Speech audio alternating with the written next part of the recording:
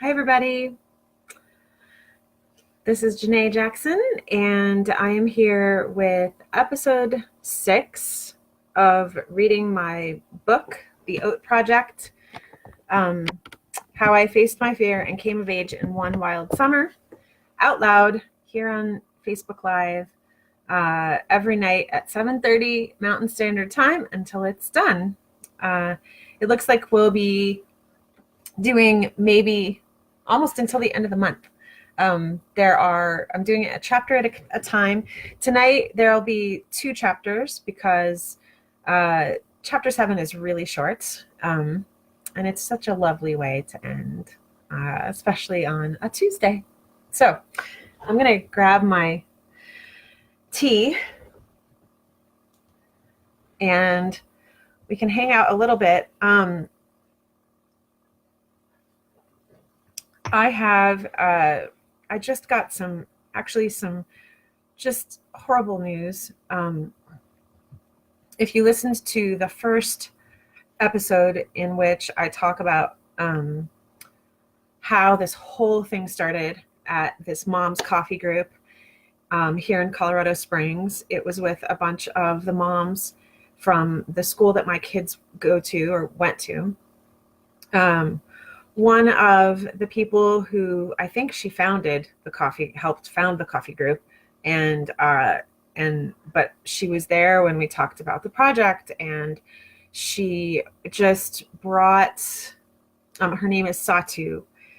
She died last week, and I had no idea. She had been battling breast cancer for 3 years, and I didn't know about that either. But we saw each other on Facebook, but our kids go to different schools, and I think hers are grown. But yeah, the world is less kind with her gone. She ran this hotel over west of here in Manitou Springs, and when we talked about skinny dipping, which is later in the book, it's on the list. We had this great laugh that she used to run a hotel over there, and she was like, "You guys need to come over and swim naked in the hotel pool." And I really wish we had. We didn't end up doing that, but she just had this ornery way of seeing the world it was like ornery but kind. I'm sure you all know people like that. I hope you do. I don't think there's anybody like Satu, but I just send my deepest condolences to her family and all of her friends. And I'm going to ask her, I need to ask her permission because I literally just found out about this. But in the comments, when we're done, I'm going to check in with her daughter. There's a memorial fund just to help pay for her service and her burial and all of that. I would appreciate if anybody can chip in, $5. That would be terrific. But I'll post about that later. So yeah, sad day. We're just poor for her being gone. And I'm really grateful that she was at such a pivotal point in my life. I appreciate it. Tonight, I'm going to be talking about having sex outside. I hadn't. This is not going to be like really specific, okay? Like chapter 3, so which was fiction, but this is, yes, that, and then Zen meditation. And so yeah, we will get started. I know there was something I was going to tell you, but Satu's death kind of threw me for a loop today. So thank you for tuning in. And I just remembered what I wanted to say. I worked on the first half of the book for years, for years. And it was super edited. Like I, redid it. And then finally, when I decided to really dig in and finish, which was about, I guess it was in the middle of 2014, maybe at the end. And I quickly discovered, like, when I got to the second half of the book, it was like, oh, that's why I haven't finished this. Because this part was hard. Like that part, the second part was hard. It was where a bunch of stuff like went awry, and I was getting, you'll see. And so in order to edit it, I had to feel all the feelings again, like really dig in and remember what it felt like, what that pain felt like, what the fear felt like. And as I said before, maybe in the first video, I think I've been working my ass off to drop and work through early stuff like trauma and stuff that has had a lot of impact in my life negatively, and then to kind of shed fear and guilt and all the things that make me just want to kind of hide in a room by myself, and cause the depression and panic attacks that you're hearing about.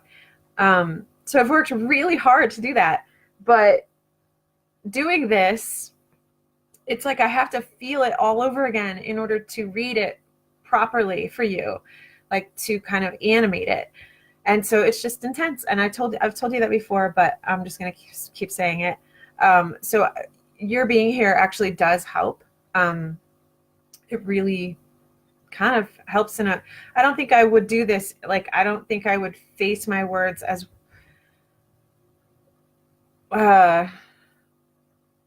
thoroughly if I were just going to pick up the book and say, I'm going to read my book, So thanks for being there. And I hope that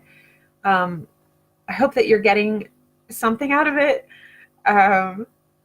besides watching me ramble. So thank you. All right. It's time. Let's see here. Chapter 6. Pine Needle Rock Love. Journal. Sex outside. Sex in public. Sex on an amusement park ride. In an elevator. A public bathroom. Fingering during dinner under the tablecloth at a restaurant or a banquet. Still conversing with clueless others. What other fantasies knock around in my head? Kissing a total stranger? No, Janae. Sex with a total stranger? Be honest. What else? On a motorcycle. Sex with two guys? Actually, not really. Doesn't really appeal to me. At least, not yet.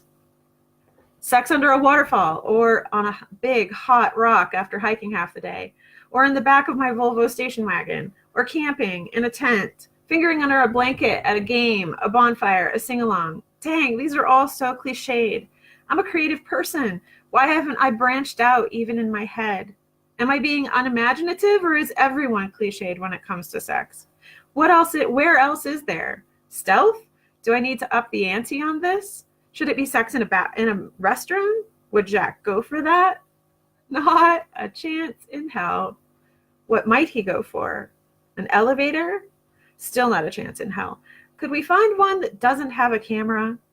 What is the point of this task? It's the risk, and thus titillation. Why have we never sought this sort of excitement?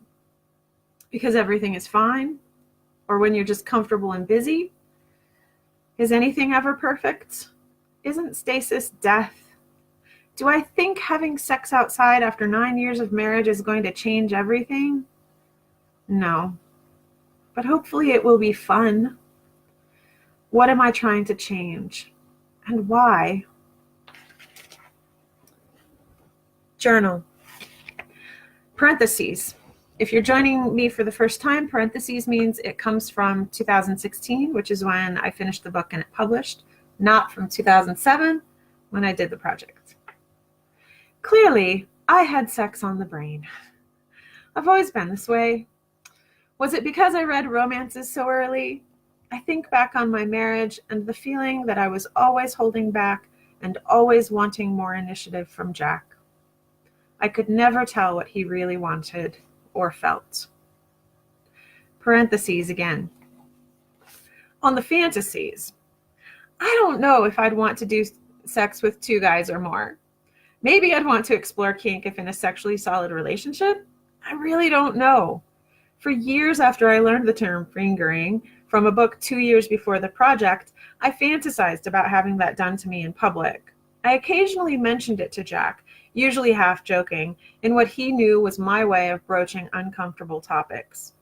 He usually laughed, which meant he was nervous and probably against it, or not for it. The same to me then. We had not even done it in the car. Why not? I guess because I decided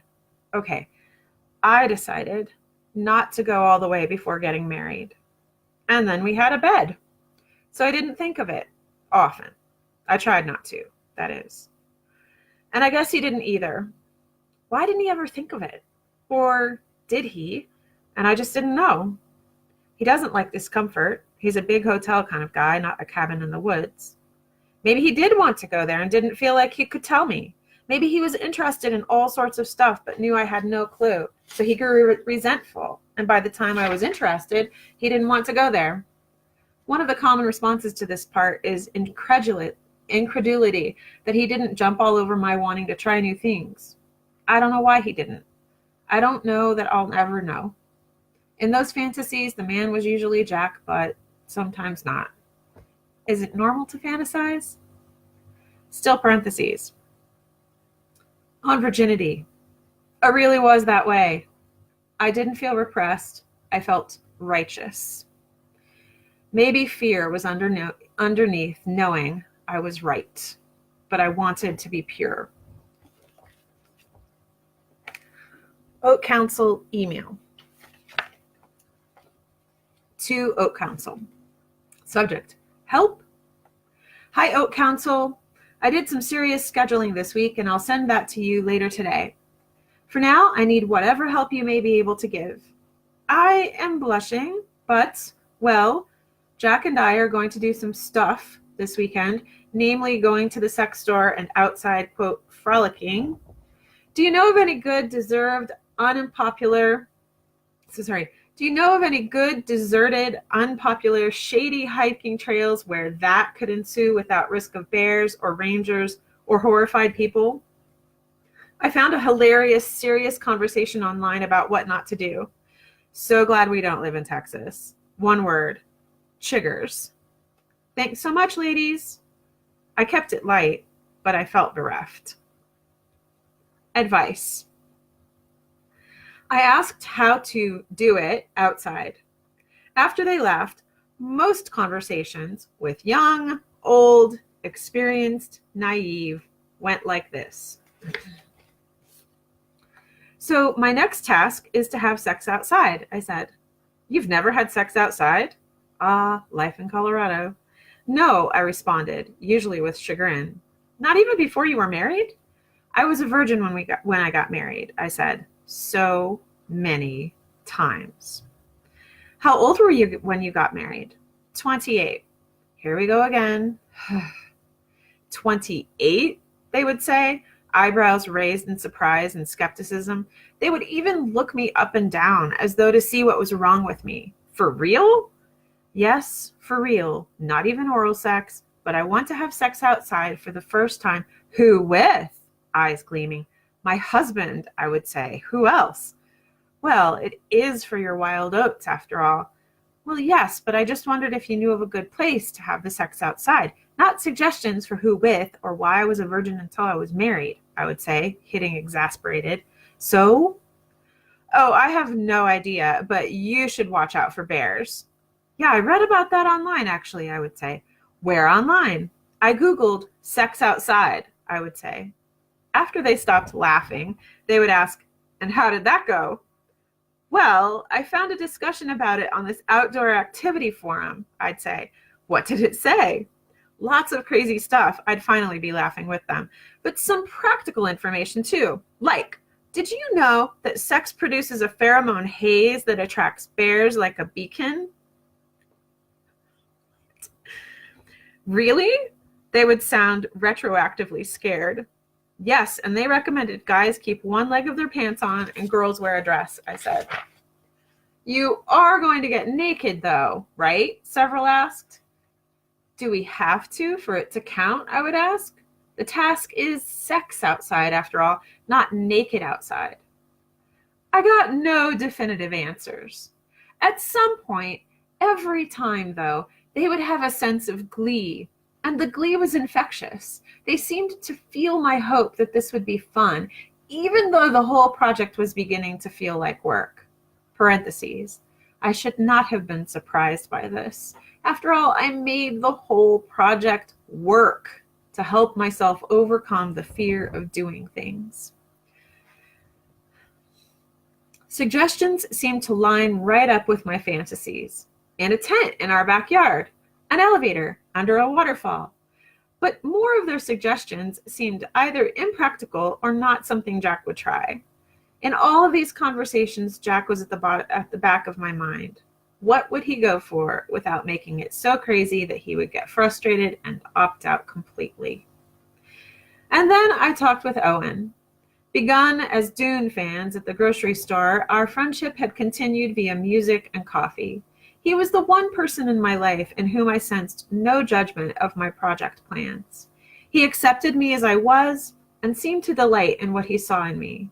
His most frequent response to my confusion was, "How did that make you feel?"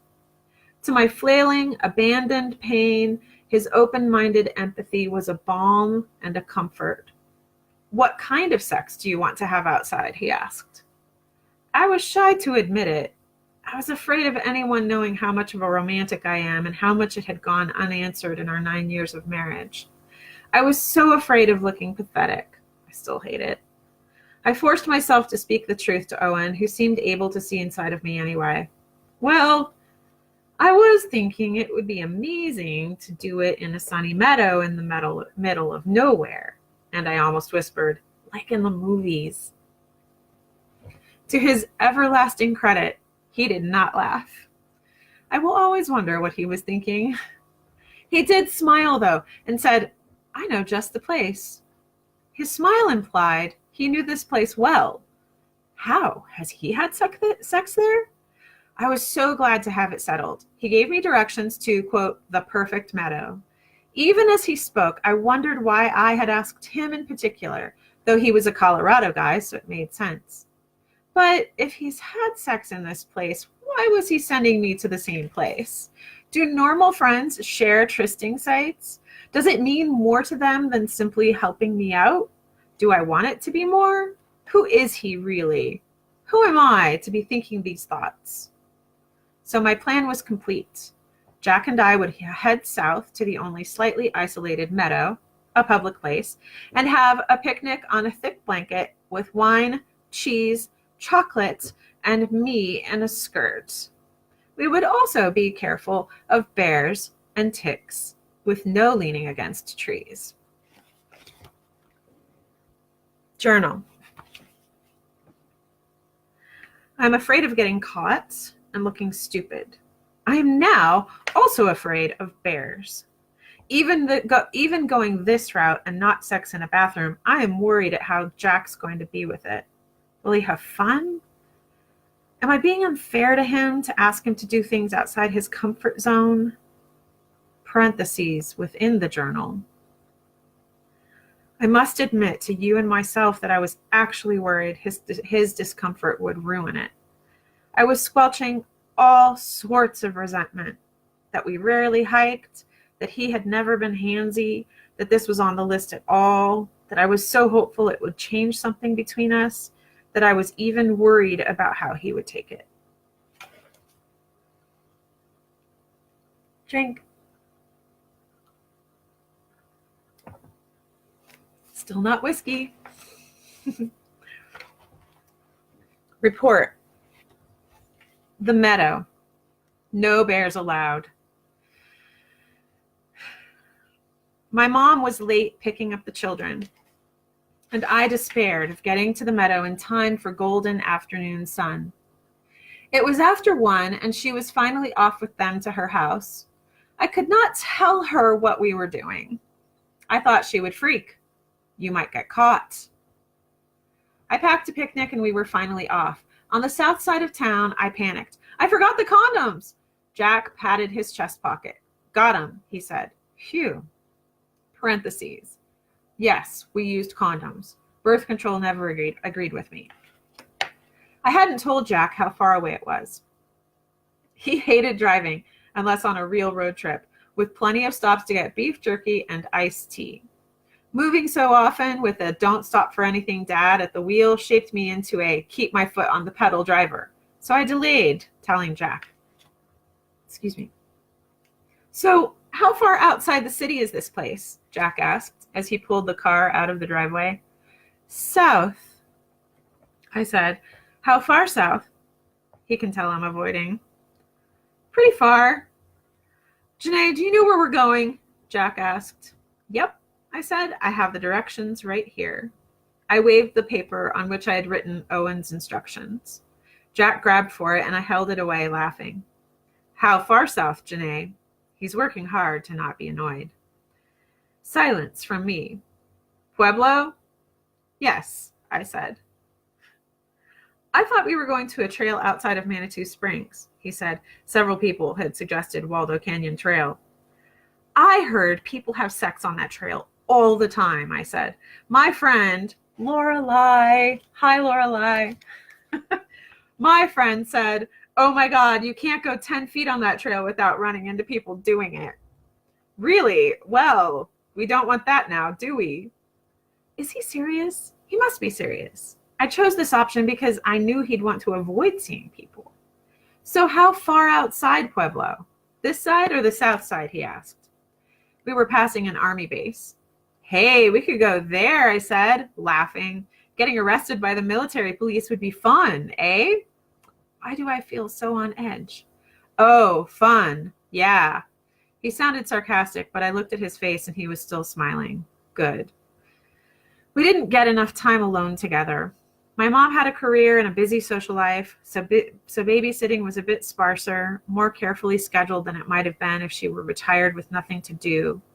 Even the drive was an alone time treat. Parentheses. And with those words, all these years later, I am crying. I miss my mother so much. The words are true, but writing them, I imagined my mom reading them, and they would have hurt her feelings. Years later, we spoke of this time in her life after her marriage to my father ended, how it took her a long time to find herself, to find balance and heal. And she needed to be on her own to do so. She needed to build a community of friends at work and church apart from family. She became her own woman, finally. And a very small, scared part of me is glad she won't read these sentences. Crap. I resented her lack of presence in my life in those years, especially with our children so young. I think I felt abandoned. It feels ironic. I resented her taking the time to do exactly what I also eventually had to do. And it really does take time away to discover the buried woman. I get it now. This is what this project was for me. I wish I could have understood it then. Perhaps I could have learned more from her, though our journeys were very different. Still feel that way. The Colorado Springs area is high desert ish. I have a couple of scientist people in my life who are going to correct me on that. Semi-arid. And as we drove south, the land glowed with caramel turf covered in waves of yellow flowers. More barren on the surface, the land around Pueblo feels like the Southwest. So where in Pueblo are we going? Jack asked. It's actually not in Pueblo proper. I said gingerly. Is it in Pueblo improper? Jack said. That fits, says the comedian. Well, Owen said it's close to Beulah, I said, pulling out Owen's directions. And Beulah's, I read the handwritten words. Shoot, he's going to hate this. It's so far. A little ways outside of Pueblo. How far, Janae? The edge, still thankfully with fun in it, had crept back into Jack's voice. Okay, I don't even remember writing this down, I said. Seriously, I promise. I don't know where this came from. How far? 27 miles. Jack long blinked as his hands slowly stroked the top of the steering wheel. How far after that? No more stalling, Janae. Then we get onto 12-mile road. Is it 12 miles long? He asked. Oddly enough, it's only 11 miles long, I said. Breathe, Janae. He's surely just teasing you. Where is my fear coming from? Not from who Jack is. He's not scary. I am so afraid of offending him. Where inside of me does this come from? Was it learning that confrontation is bad? That to disagree with a spouse or with anyone is wrong? It feels wrong to push him into things I know he doesn't like, but I do it anyway. I took a breath. Owen said there are lots of little roads off 12 Mile with meadows on the side. I'm starving, said Jack. Me too, I said. Those cheese and crackers are going to taste good. Maybe, since this is such a long road trip, he said, we should stop at McDonald's. I laughed, breathing even easier as I realized he wasn't truly frustrated at the length of the drive. Getting fries and hash browns at McDonald's used to be our road trip tradition. Yeah, right, I said. These days, Jack wouldn't eat at a McDonald's if he were starving. I've become more of a food snob than you, haven't I? He said. Yep, but it's not a bad thing. I smiled, happy at how light-hearted he sounded. Would you rather have stayed closer to home for this, with a higher risk of getting caught? Definitely not, he said. Phew. We're having fun? I said. Yes, of course, he said. But I hate driving. I know, I said, and I drive for fun. He laughed. We got through Pueblo and found the turnoff. From there, it was 27 uphill miles straight into the San Isabel Mountains. We had never been this far south in the States. I had wanted to come down here for years, but Jack hated hiking, and thus I squelched my love for it. He hadn't asked me to squelch it. It was simply how I had been taught, that to love is to put others' desires before your own. Elevation rise on the high plains is sometimes subtle. You'll be on a straight road through expansive prairie, the mountains before you, flatlands behind. The air gradually cools, the sun intensifies. If you leave your car and walk around, you get breathless a little faster. Your ears pop. Where are the meadows? I said. We passed fenced properties and only the occasional mountain glade in which everyone and his uncle could watch if we went at it. I'm going to kill Owen. Surely he hasn't had sex anywhere we've passed. These aren't meadows. I really couldn't imagine it. Jack laughed. You never know, Janae. You go right ahead and ask him. I'm going to, I said. He laughed harder. The landscape became forest. I had been so happy when Owen described it as meadows in the desert. I wanted to lie naked in the sun, watching clouds. I did not want any haze of pheromones to attract bears. But driving into what became mountains, bears became increasingly possible. Crap, I can just imagine having sex and being attacked by a bear. That would be my luck. We got to Pine Drive on the north side of Beulah, turned into it, and the scenery got prettier. It was 10 miles bordered with pine trees, a western take on the French traditional allée, an oak-lined road. Pine Drive became 12-mile road, then it turned to dirt, Jack's least favorite driving surface. Oh, great, he said, slowing to a crawl. He might as well be growling. It will be worth it, I said. When the road turned to dirt, it climbed. The view was worth the washboards and slow pace. My soul sang at the sight of it. On one side of the car, the land slid down the mountain.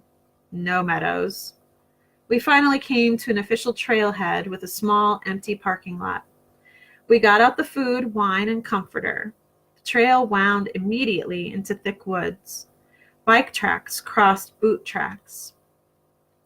Around a bend, a tree had fallen across the path. Doesn't look like we'll need to worry about cyclists, said Jack. Thank goodness, I said. We walked for about half a mile. It was quiet. Silence was so rare in our lives. I felt like I was drinking it, every pore recharging. We went up a little hill and off the trail, finding a tiny meadow behind the trees. What about there? Jack asked. It looks good, I said, but let's walk a little further, see what's around a bend or two. Something kept me walking and up on the curve. Something kept me walking, and up on the curve to the left of the trail, 3 car-sized boulders drew me. Here, this is the place. I found a way into what seemed like a room made just for us. Trees overhead, cleared ground, surrounded by boulders over 6 feet tall. They were even crusted with moss. Perfection. I would live in a moss-encrusted rock house if I could, with a stream running through the middle and a tree as its mast like an earth yurt. We unfolded the comforter and unpacked the food and wine. I sprayed buzz away around the edges of the blanket. I hate that smell, Jack said. I know, I said, but it's necessary. We looked at each other and cracked up, imagining nudity and sex and mosquitoes. I sat down on the blanket. Jack stood, looking down at me. So, he said, clapping his hands like he was about to do a job. Before or after food? What before or after? I asked, trying to be the coquette, arranging myself on the blankets. Food, Jack said. Let's eat now. Yes, I said. Jack opened the Prosecco, smirking, eyebrow raised. It was our first bottle of wine since our wedding, 9 years before, the night I lost my virginity. Parentheses. Looking back, I marvel that we never had tipsy or drunk sex, not even make-up sex, as we rarely fought. I pulled out rice crackers, mozzarella balls, red pepper pesto, and chocolates. We ate, enjoying the quiet. It is kind of weird, having it planned. Yes, I said, trying to lighten the moment, add a little spontaneity. Yes, Jack said, smiling and gazing at me. I wonder what he was thinking, what he saw. I still wonder. So let's pretend that we don't know each other very well, I said. I batted my long eyelashes. So, Jack, do you come here often? He laughed. It's so isolated, isn't it? I said. No one else for miles and miles around. He stood. You're so tall. He kept chuckling, packed up the food, recorked the wine, and sat down next to me. So, he said, looking me straight in the eyes. A romance writer might describe Jack's eyes thus. Looking into his eyes was like gazing at a forest in the afternoon, olive green, shot with copper, rimmed in cognac. I'm not taking off my shoes, he said, as he unbuckled his belt. Just in case, I said, waggling my eyebrows. Just in case, he said, as his shorts came off. Well, I will admit that I wore this skirt just in case, too, I said. And with no more warning, Jack made his move. He lifted my shirt. Here, I said, about to help him, but then I looked down and noticed what I'd forgotten. Voila, I said, as I popped the snaps on my nursing bra and my breasts whipped out. Easy access, babe. I was still nursing Leo, so it was quite a wallump. He laughed as I did. I laid back, and the view from the thick blanket, blue sky framed in pine branches, was lovely, though it faded after a while. Afterwards, as we drank a little more wine, the sound of motorbikes got louder as they passed us, 20 feet away on the trail. They can't see us, said Jack. Soon, the 2-hour drive looming, we packed up and left. When we were about half an hour from home, I called my mom to let her know we would pick up the kids soon. I don't want to tell her. She's been so worried at the idea of this project. I briefly debated. I'd rather she know, and I should be able to tell her these sorts of things after all. So guess what we did, Mom? I said. What, sweetie? We had sex outside. Oh, I've done that, she said breezily. My head jerked in shock. What? I yelled. When? Where? At Lake Erie, with your father. The matter of fact in her voice was just too much. So up until today, I was behind you, I said. Dang. She laughed. I guess so, honey. Yet another reason to keep going. I have to catch up with my mother. Lessons. 1. Never recork Prosecco. Explosions happen, perhaps all over the back of your car while driving, sounding very much like a popped tire. 2. The planning of having sex outside blissfully falls away when your eyes roll back enough to see the boulder behind you. Parentheses.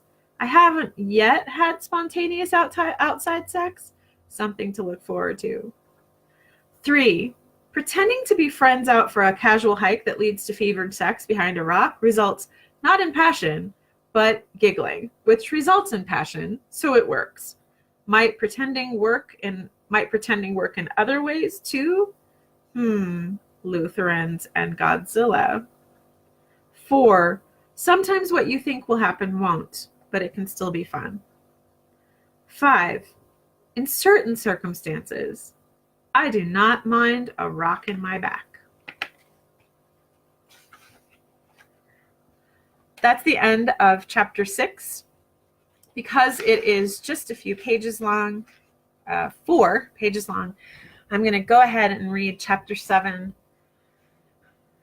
and end our night this way. Blessed Zen.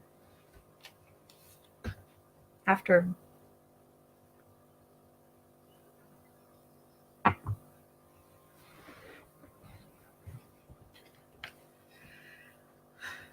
monkey brain.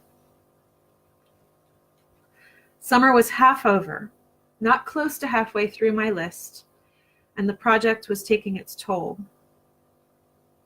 My panic had increased to several attacks per week. I'd never written so many words. My choices had begun compounding, from losing friends to spending time doing tasks and writing instead of being home with my children. I really did still think of this project as trivial in the grand scheme of life. But others continued to react so strongly, it made me reevaluate, confused. Who was I becoming? I had done drugs, risked my life, smoked a cigarette, risked addiction, gone to a new agey center for energy work, risked my soul, put another hole in my nose and became pierced, like Jesus? You know when a yo-yo gets wound so tightly it no longer works? I was a twitching, money-worried mess, and a full hour of calm and meditation scared me spitless. I had not gone to church for 7 years, but I didn't leave because I didn't believe in God or Christ or the Holy Spirit or because I wanted to try another religion. I left because I was against how the American church spends money, more on saving souls than helping people. Zen church intimidated the hell out of me. I imagined superhuman, calm people all staring at me. I'm so sensitive as to be a bit twitchy, though I hide it. I don't think I hide it. Fist bump to all my friends who still love each other. I'm so sensitive as to be a bit twitchy, though I hide it. I only feel calm in an emergency or on stage singing or acting. I blasted 311, band of choice for the rock concert task, in the car on the way to Shove Chapel on the Colorado College campus downtown. Shove Chapel is a true cathedral, small and beautiful. I had left a meeting a little early and was far from calm and nowhere near peaceful, but the pebbled path's crunching reminded me to let it all flow. There was a silence hidden in stone that only fashioning into a cathedral releases. Point stone to the sky and it sings. Does everyone feel it when they walk from the sun through thick wood doors into shadowed silence? Is that why it's so powerful? Like facing death or retreating back into the womb. I opened the doors and walked into my fear. Report. Free-form Zen.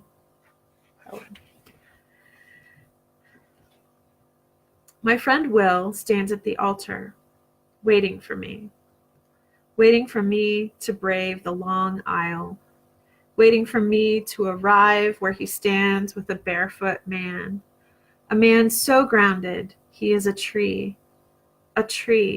right there in the middle of the floor of a chapel, a tree amid stone and vaults and death and the stains of men and the strains of men and women and maybe animals too, all calling to God, the gods, the goddess, him, them, her, somewhere, something, someone up there, our there, in here, for years and centuries and moments of eternity.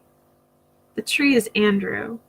On the phone he spoke, I chattered. His tree face would not even ruffle like leaves in the wind. Is that the goal? To be stainless steel, non-reactive, nonplussed, contained? Zen or stoicism? It seems dishonest to me, who was taught to fake happy, and I nicey-nicey'd my whole life, and look where it got me. No comment. He is handsome, like all the stone around us, and I follow him and Will down the stairs for words of what this is. But my monkey brain natters, nerves twanging, eyes full of the godly light, seeing other realms in the light reflecting off Andrew's immaculate baldness and its sheen, begging my hand to see if it is smooth like polished walnut. His calm a reproach, his calm a mandate. Is my 10 times 10 hypersensitivity, seeing, feeling, knowing everything, all of it, all the time, all on, no break ever? Is that what they call monkey mind? Can I reach the middle way? Am I the middle way? Into the circle, 10 people sitting on the floor. I shall be like Bruce Lee, like water. I shall be like Andrew, the tree. Notice your thoughts, he said. My thoughts noticed the elephant head in the dark green stone floor with the hall light off, and the heron in the dark green stone floor with the hall light on. They call it a sangha, but it is a church, with its announcements, then singing, then naming those in need of healing and help, then the prayer, the quiet, the reverence, the honor at the end, the peace that passes understanding and fills me up to overflowing, just like the Holy Ghost fills me right up. I breathe again. I smile at Andrew the tree, at the superhumans smiling back. I walk out from shadows into the light, silence of stone into brightness of sun. I keep walking. That's the end of chapter 7. Thank you, Andrew, for hosting me for Zen meditation that time. And that, in case you couldn't see, is kind of like a poem, that whole chapter. So thank you for joining me tonight. Again, I'm going to check with her daughter and make sure it's fine, but please, check back and look for the donation link for my friend Satu, who died this week and was in the original coffee group, mom's coffee group, that started this whole thing, and whose heart was just beautiful and kind and ornery and fun. And again, my condolences to her family and all of our friends, and those especially who are really close to her and just are grieving. Tomorrow, it will be Chapter 8, Pink, Plastic, and the Swing of Sex. More TMI.